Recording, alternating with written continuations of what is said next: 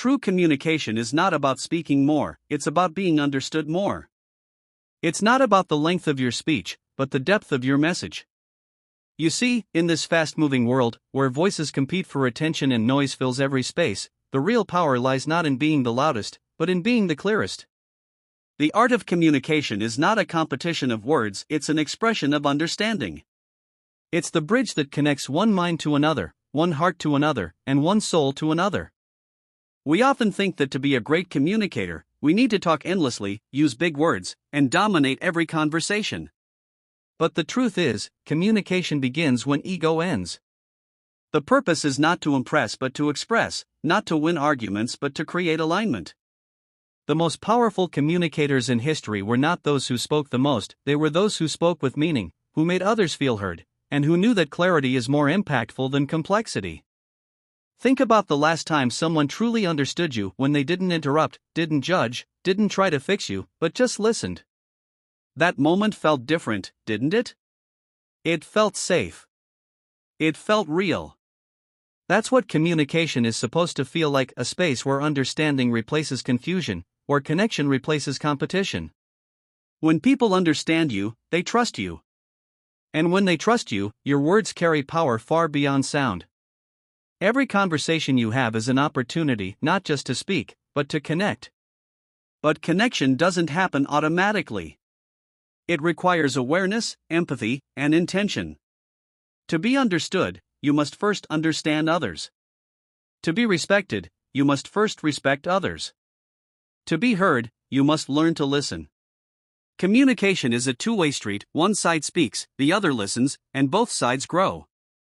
Yet most of us spend our lives trying to speak rather than understand.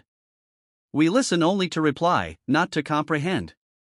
We talk to prove a point, not to create understanding. And in doing so, we lose the very essence of communication, the ability to make others feel valued. When you replace judgment with curiosity, when you replace reaction with reflection, you transform ordinary talk into meaningful dialogue. Ladies and gentlemen, to communicate effectively, you must realize that understanding is not built on words alone, it's built on energy, attention, and emotion. The way you look at someone when they speak, the tone you use when you respond, the sincerity in your eyes, all of it speaks louder than your vocabulary ever could. People don't just hear your words, they feel your energy. A true communicator doesn't speak to fill silence, they speak to fill minds. They don't talk at people, they talk with people. Every sentence they say carries purpose. Every pause they take carries power. Silence, when used wisely, becomes part of your message. It allows your listener to process your words and feel your intention. In fact, some of the most meaningful communication happens in silence, a nod, a smile, a moment of shared understanding. When you focus on being understood, you shift from performance to presence. You stop worrying about how you sound and start caring about how you make others feel. Because communication isn't a mirror to show your greatness, it's a window that allows others to see themselves in your message. The more your words reflect the emotions, hopes, and struggles of others, the deeper your impact becomes. Great communicators don't just tell stories, they make people see themselves inside those stories. They use language as a bridge between experience and emotion. They don't say, "I know more than you." They say, "I understand you." That's the essence of human connection. Let me tell you something powerful. People don't remember what you said, they remember how you made them feel. If your words create emotion, they will never be forgotten. That's why the heart of communication lies in empathy. Empathy is not sympathy. Sympathy says, "I feel sorry for you."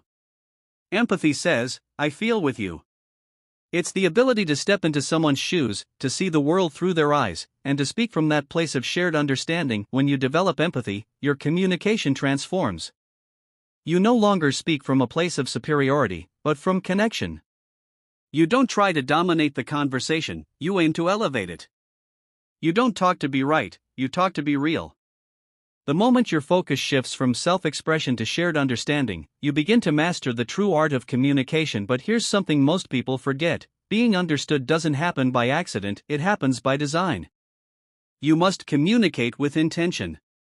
Every word you choose, every tone you use, every pause you take, it all shapes how others perceive your message. Communication is not just about what you say, it's about how your message lands in the mind of the listener. Let's break this. Brain is filled with context, your experiences, your emotions, your intentions. But your listener doesn't have access to that. They only hear the words you choose. That's why clarity is crucial. If you want to be understood, you must remove ambiguity. Speak in a way that paints pictures in the listener's mind.